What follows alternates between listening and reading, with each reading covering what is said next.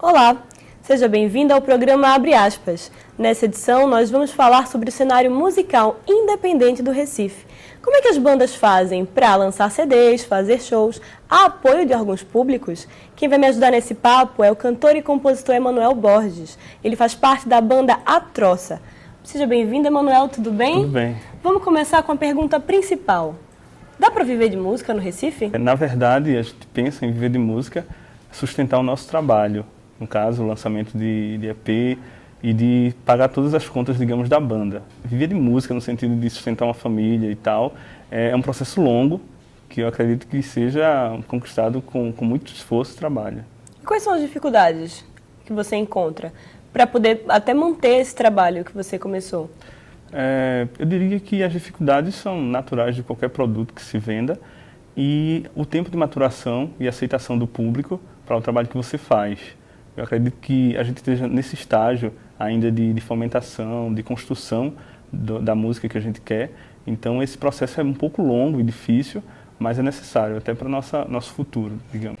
Mas para continuar esse trabalho, vocês encontram espaço em rádios, em televisão, em programas de entretenimento em geral para mostrar o som de vocês? Encontramos sim. Existem vários programas que acolhem esse tipo de música, mas claro que a gente precisa entender qual tipo de música que a gente quer e qual tipo de público para que a gente possa adequar esses programas e esses espaços nas rádios.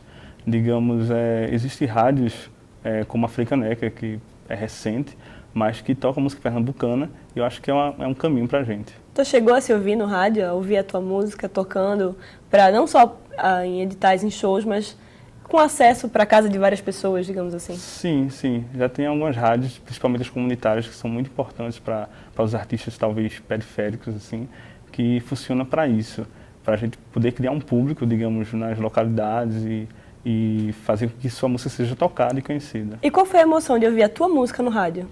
A princípio, a gente não gosta muito, porque eu acho que a gente cansa de ouvir a voz da gente e tal, mas é muito necessário e muito importante. E eu acho massa também, porque é algo que você construiu talvez numa coisa bem íntima, e aí você dá acesso a outras pessoas a participar da sua música, com crítica, com elogios e tudo. E no caso, dá para bancar a própria banda, fazendo shows, indo a apresentações e lançando, no caso, CDs.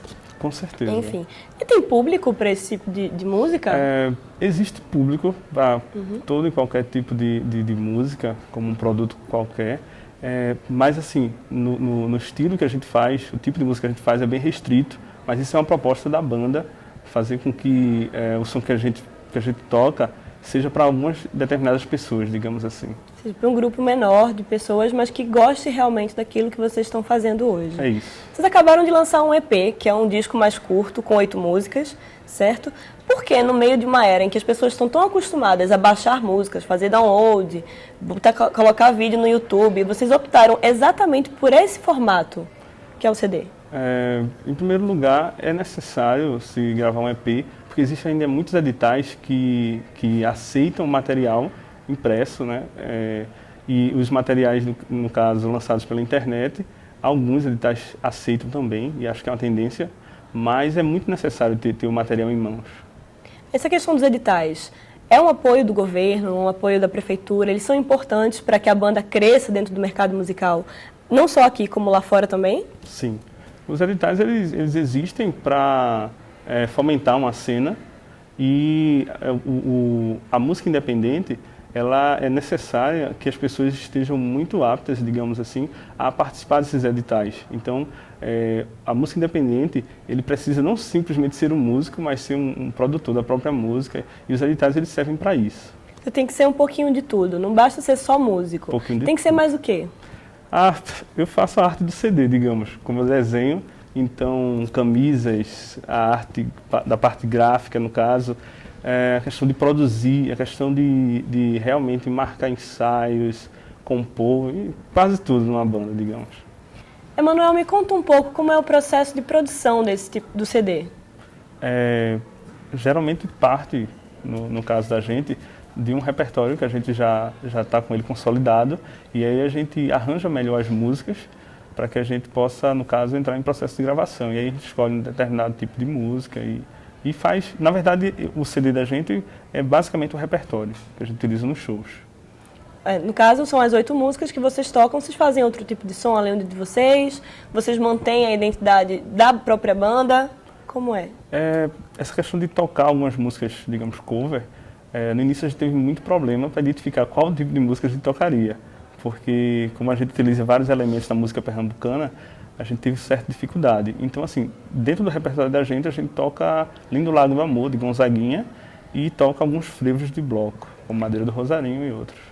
Qual que é o estilo? A gente pode definir vocês ou colocar vocês com quais elementos musicais, digamos assim? Eu sempre digo que a gente toca música pernambucana. Como a gente tem vários ritmos dentro do nosso estado, a gente brincando uma vez colocou frevo de repente rock, porque acho que mesclava tudo que a gente faz. E, na verdade, em alguns momentos a gente chama frevo alternativo, porque a gente sempre está mexendo com frevo, mas colocando outros elementos de outros estilos musicais. E esse nome do CD, Megafone Frevo, ele veio de onde? Megafone Frevo. Na verdade, não existe uma música com esse nome. Ela é simplesmente uma citação dentro de uma música, mas Megafone Frevo é algo que a gente pensou a respeito de um instrumento de revolução, como o megafone, e o frevo como um patrimônio do nosso estado cultural. E aí a gente mesclou essas duas palavras, dando uma conotação de um grito de revolução, digamos assim, com um ritmo que a gente tem muito próprio. Em relação à aceitação dessas mudanças no frevo, dessa composição de elementos novos, como é que isso é encarado pela crítica, pelas pessoas que trabalham com isso profissionalmente, além do público? O frevo, como ritmo, ele sofre algumas modificações ao longo do tempo, como qualquer tipo de fenômeno social. E algumas pessoas não aceitam isso, acham que devemos tocar o frevo da forma tradicional e tal. Mas a música pernambucana, como eu falei no início, é muito rica e usar outros elementos nesse ritmo nada mais é do que uma consequência, eu acho, da mudança que a gente tem de ouvir e de expressar a sonoridade que a gente defende. Isso atrapalha quando vocês vão fazer shows, quando vocês vão fechar contratos, algum tipo de casa de show, algum tipo de evento que exija mais um purismo?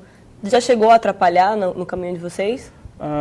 Eu acho que algumas coisas, digamos, trazem algumas confusões. Digamos, a gente tocar em um determinado polo e o pessoal pensar que a gente é uma troça de rua. Mas isso é a respeito do nome. E existe a questão do público na questão de dançar.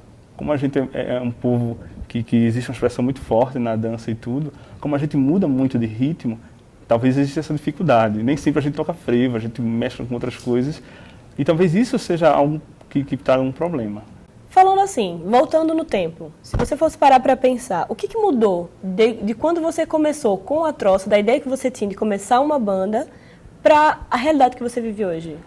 A respeito da música independente, a gente vê que precisa de um tempo de maturação em qualquer projeto e que a troça, ela, digamos assim, ela se norteou por um nome que é muito peculiar da nossa cultura, mas essa maturidade é necessária e esse tempo é muito necessário para que a gente possa não simplesmente amadurecer o som, mas nosso tipo de apresentação no palco e aquilo que a gente quer para a nossa música. Mas a tua visão, ela mudou?